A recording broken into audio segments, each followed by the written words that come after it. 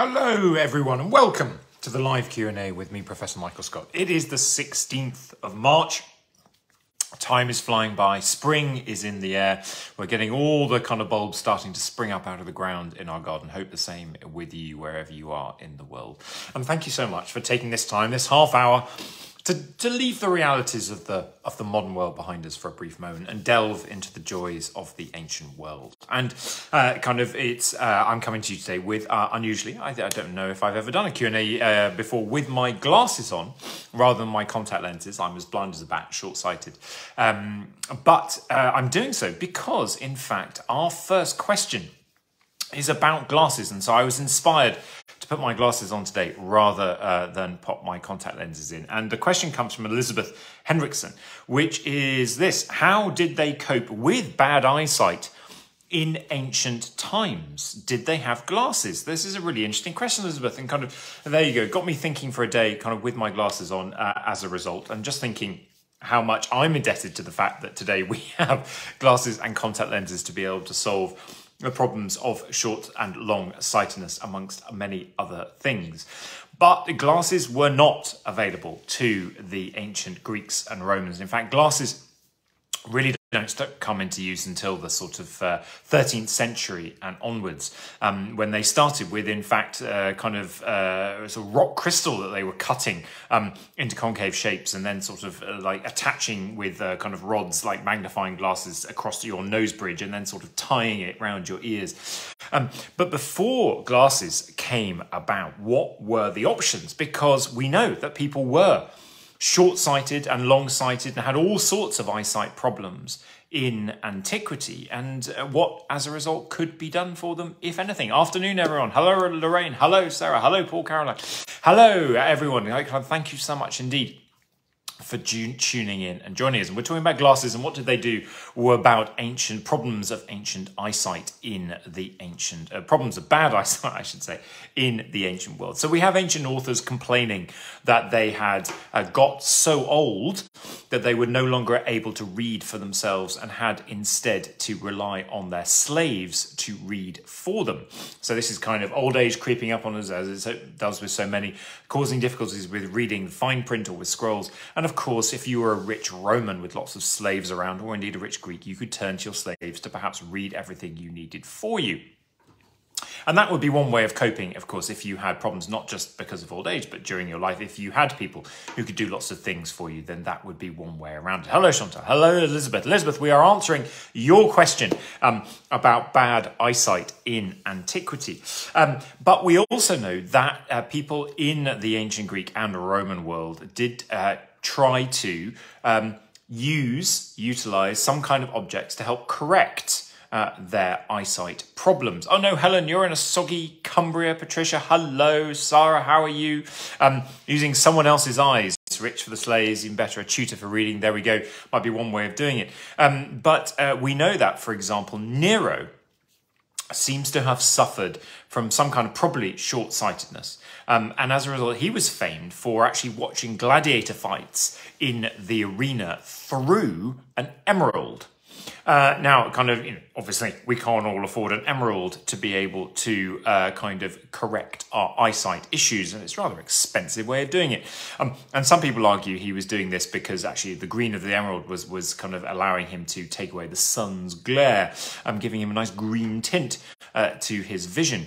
But also the kind of refractive properties of the emerald would also potentially have helped compensate for his eyesight difficulties, perhaps short-sightedness, being able to see more clearly things that were happening afar, i.e. down on the arena stage. But can we also hear about ancient writers and philosophers, people like Seneca, who actually would fill up sort of globes, glass globes, with water, and then put that in between him and what it was that he was trying to be able to read, i.e. using the water and its magnifying effect to try and make the reading easier for him to read. So we have lots of kind of ways in which they seem to have used objects to try and correct eyesight problems. But we also have evidence from the ancient Roman world that they went in for just a tiny bit of surgery, eye surgery. Can you believe it? Benjamin's doing Nero uses his emerald in Quo Vadis. I didn't know he used that in the film. Oh, that's kind of all good. Hello, Patricia. Hello, Ben. Hello, Anna. Hello, Annie. Thank you so much indeed for tuning in. Yes, so there is surviving surgical instruments from the Roman world. These tiny sort of needles which seem to have been used for, and then we have other supporting evidence for this, a kind of early cataract operation. So obviously we're not dealing here with short-sightedness or long-sightedness, or indeed just the general degeneration of eyesight in old age, but actually eye problems generated by cataract. And you can imagine that actually these kind of eye problems would have been very, very regular in the ancient world. Poor sanitation, poor hygiene, poor understanding of the transfer of bacterium, lots of things getting into eyes, lots of infections in eyes as a result, and equally lots of problems and build-ups of issues like cataracts. So we seem to understand that the Romans would actually go in and perform basic eye surgery with this needle to remove the cataract-like objects. Now, obviously, it was successful enough for people to carry on doing this. It wasn't kind of tried once and then kind of an utter disaster. But obviously, pretty hard to know kind of what their success standards were. But given these are also cultures that were performing early brain surgery, particularly in terms of releasing pressure within the brain and drilling holes into skulls and things, we can imagine perhaps that this might have worked rather well. So the other place we can go, of course, we could look across a range of different cultures to have a think about what they were doing. In ancient Egypt, for instance, much earlier than the Romans, we have actually found some examples of concave cut lenses. So people were actually able to understand the refractive properties of the concave lens to be able to then correct or at least magnify things. So these were found in graves of people who perhaps were working on particularly minute, detailed carving, for instance, and thus needed to be able to have that kind of magnification to be able to see what they were doing. In Babylon, we go to ancient Babylon, although we don't have the evidence surviving of the things that they were using, we imagine that they must have had some kind of early telescope because we know that they had plenty of detailed understanding about the passage of the stars, the sun, the moon, the other planets, for which they were going to need some kind of telescope device. Chantel's asking, thank you for the recommendation for the coin expert some time ago. Aha! Oh, right. Okay, still waiting for a reply. Well, if you need a chase up, then just come back to us through the Facebook page and we will see if we can help. Chantel, no worries at all. Hello, Tony. Hello, everyone. Thank you so much indeed for joining in. But, of course, my favourite, as you might imagine, goes to the Greeks. Now, the Greeks too had their problems with bad eyesight, and I would point you towards one of my favourite inscriptions from the ancient Greek world, which is a 4th century BCE inscription from around about the 320s BCE. And it comes from the site of Epidavros. Epidavros, the great healing sanctuary of the god Asclepius. Wonderful place to visit and spend some time in. Amazing theatre, obviously, in the summer. Still hosts great theatrical performances of the ancient tragedies. Very well worth getting a ticket for if you can. They're hot, hot, hot property. But in the sanctuary itself, there was a wall right by the entrance to the sanctuary of inscriptions of stories of successful healing that had happened within the sanctuary of Asclepius at Epidavros. A little bit like, I don't know, Google reviews of a GP's surgery today or of a hospital, kind of testaments to successes and outcomes of coming to be healed there. So future people coming with problems would be, if you like, reassured that they were in the right place. Now, you too can have a look at this inscription. If you manage to grab hold of Greek historical inscriptions by Rhodes and Osborne, 404 to 323 BCE, or I'm sure we can make a copy of this particular inscription available to you via the Facebook page. The Acts of Healing from the Asclepiaeum at Epidavros. It starts off talking to the gods. Gods, good fortune. These are the acts of healing of Apollo and Asclepius. Now, it starts off with Clio, who was pregnant for 5 years, and then when she'd been pregnant for that long, she thought there might be an issue, so she came to the sanctuary of Asclepius, where that night the god induced her into labour and she went away very happily with her baby. But then it continues continues from the man who had no strength in his fingers, and of course the boy who'd lost his voice. My particular favourite of the man who had an arrow lodged somewhere in his chest and it was seeping several bowlfuls of pus, but the god Asclepius was able to help. But we then find out about someone called Ambrosia, kind of Ambrosia from Athens, blind in one eye. I didn't say they had telescopes, but I'm saying that there must have been potentially some way of them being able to look with a bit more detail into the sky to be able to understand the passage, the detailed understandings of the sky and the constellations that they had. What that is, I do not know. But I think there is the potential there. Anna, did the Greeks use honey? Might well be, certainly as an anesthetic, I should say, for the infections that you could get in your eye. Yes, absolutely, that would regularly have been used. Clive, you're thinking about potentially magnification work being used to produce the sorts of seals or all the microscopic work they've done. Yes, kind of quite possible indeed. But we come back to dear old Ambrosia from Athens, blind in one eye. She came as a suppliant to the god, it says. As she walked around the temple, she laughed at some of the records of healing on the ground, that they were unbelievable and impossible, that lame and blind people should become healthy simply having seen a dream. This is what was supposed to happen within the sanctuary, that you went to sleep overnight within the sanctuary and that you would, as a result, be visited by the god in your dream and then have the cure, either be cured or have the route to cure that you would need. So we have Ambrosia from Athens, who's blind in one eye, who is walking around looking at these very records that she is now on and being disbelieving, heaven forbid, of the god's power to save her. The god seemed, she went to sleep and she saw a dream. The god seemed to her to stand by her and say that he would make her healthy, but that as payment, he would require her to dedicate in the sanctuary a silver pig as a memorial of her ignorance. Having said this, he cut open her sick eye, poured in some drug, and when the day came, she departed healthy, and one presumes she then dedicated the silver pig as a memorial to her ignorance. So I love very much the way these stories of these Google reviews not include and take into account the idea that people could be suspicious and in fact actually rather kind of ridiculing of the power of the god by the 4th century BCE to help people. And that yet within these Google reviews we have that narrative of someone who came who was very suspicious but actually ended up being helped brilliantly.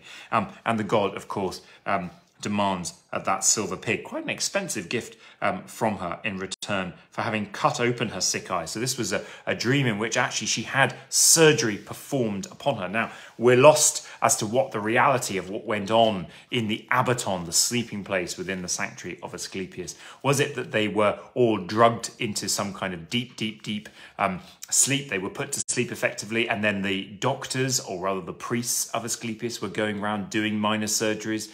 Was it that they had a collection of medicines and things that they knew worked but were ascribing it to the god? We're not quite sure, but here we have it. Ambrosia from Athens, blind in one eye, was cured by the gods indeed. There we go. Tracy's asking about, did they share the bad reviews too, or just put it down to the will of the gods? Well, I mean, that's one of those things that if you don't get cured, very often the way that kind of Greek religion works in many of these things, whether it's consulting the gods or whether it's being cured by the gods, somehow the system tells you that you've done something wrong rather than the gods not doing their job properly. You haven't honored the gods in the right way, you haven't performed the right sacrifices, you haven't come with the right mindset, etc. And so you would have been encouraged to try again. And so this kind of process would have gone on whereby people would go sort of a second time round. But it's nice to see that kind of even the disbelievers kind of got their space in the sun on those inscriptions. So Elizabeth, thank you so much for your great question. We've had fun with that indeed, and having a look through. So we've had a couple more questions that have come in that I want to get to, but I also want a chance to just have a look at some of the amazing things that are in the news right now about the ancient world and also some of the things that are coming up as well. In Athens, there has been a big announcement that the new archaeological museum in Athens, new, not so new now, but the archaeological museum that was built in Athens, right alongside the Acropolis, and which kind of many of you have been big fans of visiting, and of course hopes to be home to the Parthenon marbles in time. There has been an announcement that they are going to do a big expansion of that museum, build new elements and areas to it, which will allow for more space to show off even more of the magnificent exhibits from one of the greatest global collections announced by the PM in Athens just recently. On the other hand, also in Knossos, in Crete, great news for the British School at Athens and the British School at Knossos, because their big fundraising campaign, 2.6 million they've been raising over the past couple of years to be able to completely rebuild what's known as the Stratigraphical Museum, Strat, at Knossos, and enable the BSA's research centre there to be really kind of put on good footing for the 21st century going forward. So that's going to be a great project that we look forward to seeing. On the other hand, in Hollywood, Ralph Fiennes kind of to star as Odysseus in the remaking of the Odyssey. I like it. This is going to be good. The Odyssey's been missing, hasn't it, from Hollywood for quite some time. We've had lots of Iliads, we've had lots of Trojan Wars, but what about the Odyssey and what about the Return? So it'd be good. It sounds like it's Ralph Fiennes and Juliette Binoche is kind of coming back into the picture. Now, am I getting completely confused? Is it kind of Ralph Fiennes as the explorer and Ralph Fiennes as the actor, or am I getting completely confused? I probably am between the two. You guys can correct me, and you know who I'm talking about. Definitely the actor and Juliette Binoche taking the title role of Penelope. Then at the same time, if you've got a chance to get to the Fitzwilliam Museum in Cambridge, you can see the fantastic Islanders exhibition that has opened up there to great aplomb and to cheer over through it in the reviews in all the newspapers, where there's incredible collections on view, including stuff that's never kind of come out of kind of the Greek world before to visit to exhibitions in the UK and elsewhere. Ranulph Fiennes is the explorer. There we go. Kind of right. We're getting there. We're getting there. Thank you everyone for your corrections. Kind of completely confused at the end of a Thursday. Maybe it's the glasses making me a bit confused. Talking about new buildings though, again, in Greece, we've got the new Archaeological Museum in Athens. We've got the new Strat going to be built at Knossos. And now we've got the kind of Argos Museum, the new museum at Argos, not Argos, the clothing store, Argos, the town, has a new archaeological museum opening. Yes, of course, Chantal, I should have just said Professor Voldemort, shouldn't I? Professor Voldemort is now going to play Odysseus. Now, that might make a few confusing connections and collaborations, or perhaps it's a good set of recasting, who knows? But another great location to be able to go and visit while you have your trips in Greece. Other big news that's come out from Egypt, I don't know whether you saw the pictures, first pictures emerging of this new hidden corridor that's been discovered, within the Great Pyramid of Giza. So this is a video from a tiny sort of endoscope that's been poked through, shows the inside of the corridor, which is 9 meters long and 2.1 meters wide, and perhaps put in to be able to redistribute the pyramid's weight around the entrance, or perhaps leads to as yet undiscovered chamber. Who knows? I rather like this as well, that Leicester Cathedral, obviously the Leicester Cathedral began as a construction of the Normans 900 years ago, but there was always a myth and a tale hanging around that they had built on the site of a former Roman place of worship, and that now seems to have been archaeologically proven to be the case, because an Roman altar stone has been found that perhaps was the remains of a private shrine or cult building underneath all of that so yeah, that's absolutely lovely to see. And we are celebrating 50 years since the find of the Vindolanda tablets. Hasn't that time gone by fast? Things coming up that we can think about. We've got an evening with Mary Beard on the 23rd of September, 29th of September and 2nd of October. This has been organised by a kind of public events company called Fane, and they've got Mary in a couple of different locations, one down in Brighton, I think, one in London and one in Cambridge. So if you're in those locations, she'll be talking about her new book about emperors. Then Natalie Haynes is presenting Stone Blind over at the Bath Festival on the 19th of May. So that's coming up much sooner, and tickets for that launch tomorrow. The Classical Association Conference is in Cambridge from the 21st to the 23rd of April. And this is celebrating 120 years of the Classical Association. So everyone welcome, get in there. You can register, go to the conference as much or as little of it as you like. And that's definitely worth it as well. And then we also on YouTube, we have our recent Warwick ancient comedy that we put on stage at the Warwick Arts Centre, which was Aristophanes' Assembly Women. So there's a warning on content. The language is rather fruity for any of those familiar with Aristophanes, and particularly with the Assembly Women will know. But you can have a look at the YouTube version of the filmed play if you dare. Indeed. History Hit podcasts, The Ancients, Ares, God of War is out. The Classical Shorts videos with Mary Beard and others in Cambridge are out, well worth having a look at. Tallulah George, one of our Warwick students, master students, has done a new Material Musings blog. And also we've got a blog from the Lytham St Anne's Classical Association, London in the Roman World, by one of our fantastic classics ambassadors. Now, Indiana Jones, of course, you know I'm a big fan. You know the new movie is coming out in June. And it turns out that Lego are officially bringing back the Indiana Jones sets. So you can get a set. 3 new sets are launching on the 1st of April. Indiana Jones is going to be set within the world of Raiders of the Lost Ark and Last Crusade, as well as, I presume, a third one which will reflect the new film coming out as well.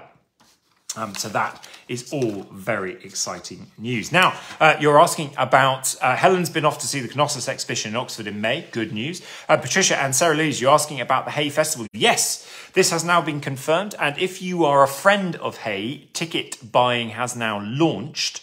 So you can get your tickets now or you can join up as a friend, or you can wait until the tickets go on public distribution. But I will be speaking at Hay on the 30th of May. And that's at 5:30 p.m. So Tuesday, the 30th of May at 5:30 p.m. we will be at Hay. So it'd be lovely to see some of you there. And of course, I'll be talking about my new book, X Marks the Spot. And the details of that have just gone up on the website, michaelscottweb.com.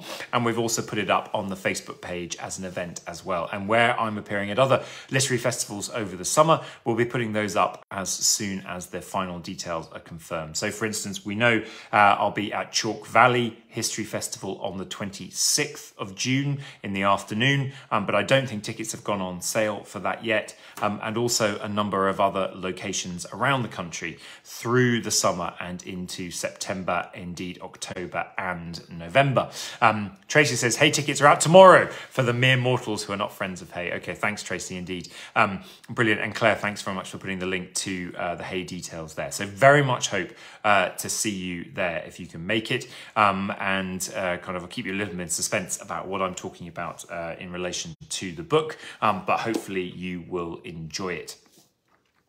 So we've got time for 1 or 2 more questions, and then I wanted to give you a bit of a sneak preview of X Marks the Spot as well. But we had a question from Jessie Andrea came in that said, each culture has its own identity, shared language, knowledge, traditions, etc. How can ancient cultures reveal individual identities? So an interesting question here from Jessie, sort of saying culture, we talk about and examine ancient cultures very much in terms of what brought them all together, but how do we get at individuals within particularly the ancient worlds? Well, we are lucky, particularly in relation to the ancient Greeks and Romans, that a lot of the locations and particular settlements and sites that we excavate do allow us to get down to the level of the individual.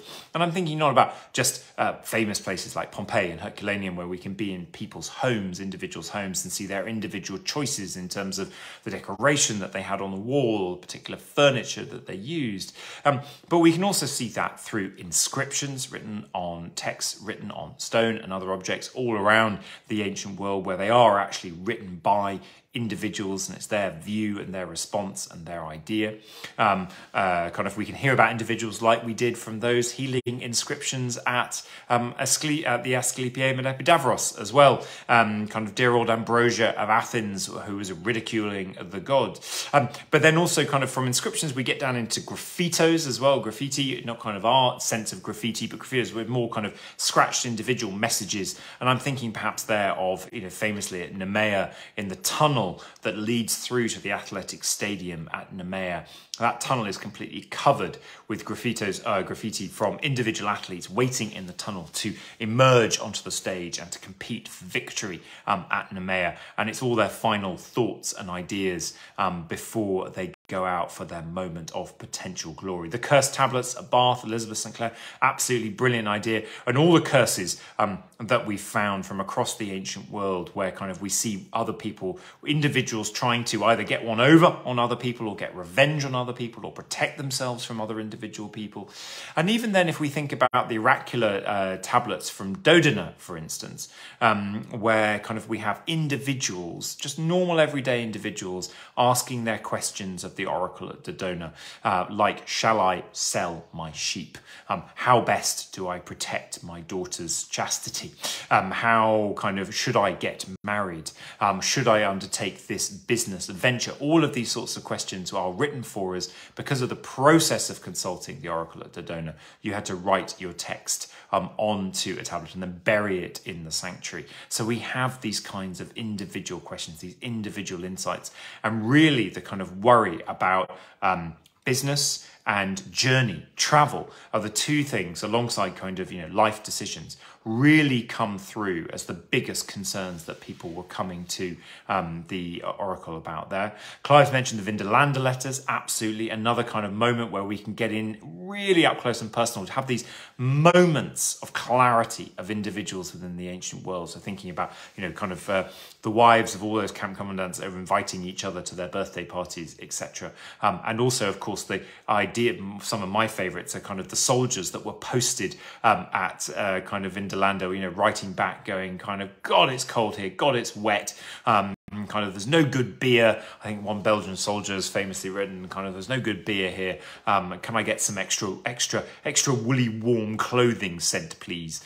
Because it's a bit cold up here in the north. But on the other hand, we're also very, very lucky because we have an extraordinary vein of historical writing within the ancient Greek and Roman worlds that focuses on individuals, that gives these portraits, these biographies of famous and important individuals for one reason or another. So I'm thinking about Plutarch's parallel lives, putting one Greek and one Roman famous statesman and really digging into their individual biographies. Other writers did the same in the ancient world, like Cornelius Nepos. And in fact, the project that I'm writing now, which will come out in a year's time. So there's X Marks the Spot coming out in this summer, and then in next summer, in June 2024, there'll be a book coming out with Yale University Press, which is in their new Ancient Lives series. And they are commissioning authors to write biographies of particular individuals from the ancient world. And I'm going to be doing a biography and writing a biography about Themistocles, one of my favorite characters from the ancient Greek world. So I'm at the moment looking at the very rich biographical evidence we have in some ways for Themistocles, but it's always written from the perspective. One of the things I find fascinating is that all of this biography from antiquity is written from the perspective of, we know how famous they ended up being, and so their lives are constructed as a series of events that inevitably led them towards that fame, that celebrity, that achievement. And in fact, actually, if we try and unpick that and go from instead the perspective of how they grew up and the decisions and things that were happening around them that might have influenced their decisions that led them from one thing to another, we get, I think, a much more realistic impression of how these people who grew up, were shaped, and ended up doing what they did. When you look at people around and you hear these stories of great and famous people, it can often feel like they always knew what to do next, and they were always gunning for it and predestined to be successful. Whereas when you talk to them as individuals, you always find that their lives are a series of, in some ways, planned, but in many ways completely unexpected reactions to, or opportunities that came, or kind of things that happened as a result of taking some chances they couldn't possibly have known were going to be the case. And I think that's a much more realistic and helpful way to understand life. So yes, thank you, Jesse, for your question. We will be tackling biographies of individuals, and particularly Themistocles. Watch this space for June 2024. We are almost out of time. Our time has already flown by today. Wow, that went fast. But I wanted to leave you with the first paragraph, if I may, of X Marks the Spot, which is available from all good bookshops and, of course, from Amazon et al. On the 25th of May when it is published. Yes, Helen will be getting signed copies of the book. If you're not attending the Hay Festival, yes, you can always get a signed copy. We can do a book plate. If you get in touch with the Facebook page with Claire, we can make sure that a book plate kind of can make its way to you to stick in your book, or you can come and find me at a book festival with your own copy that you've already got, kind of no problem at all. But here is the first paragraph or so of X Marks the Spot. You're getting a very secret look-see into a book that otherwise no one else in the public realm has heard or seen. Introduction. The title of the introduction is Who Cares About the Past? The first Roman emperor, Augustus, soon after winning sole control of the Roman world in 30 BCE, was in the city of Alexandria in Egypt. While there, he requested to visit the grave of the man who had given the city its name, King Alexander the Great, who had conquered all in his sway between Greece and India some 300 years earlier. Augustus was shown into the tomb and stood in front of Alexander's decayed body. In one set of ancient sources, he is respectful and careful, laying a golden crown on Alexander's mummified head and pouring flowers on his remains. In another, he runs his hands gleefully and clumsily over the ancient flesh of the man he now sought to outdo, and in doing so, broke off Alexander's nose. Ancient seekers of the past, it seems, may have been no more careful than the modern archaeologist, Hollywood character Indiana Jones, who also managed to destroy nearly every archaeological site he walked into. There we go. There's the first paragraph. You heard it before anyone else at all. Next time, when are we going to be able to meet next time? Well, it's going to be a little bit of time break now because of work and also holiday commitments and things, and Easter's in the way, etc., etc. But we will come back together in about a month or so's time on the 27th of April. So Thursday, the 27th of April at 5 p.m. I'll be here answering your questions. Do send your questions in via the Facebook page or via michaelscottacademic@gmail.com. And I look forward to being together with you then on the 27th of April. In the meantime, oh no, he's the inventor type. Outrageous, like kind of the quickest half hour of the month. Thank you all so much indeed. I'm glad that you've enjoyed the preview, Elizabeth. Thank you very much indeed. And we will see you all soon. In the meantime, take care of yourselves, look after yourselves, have an amazing month or so, and I'll see you all soon. Take care.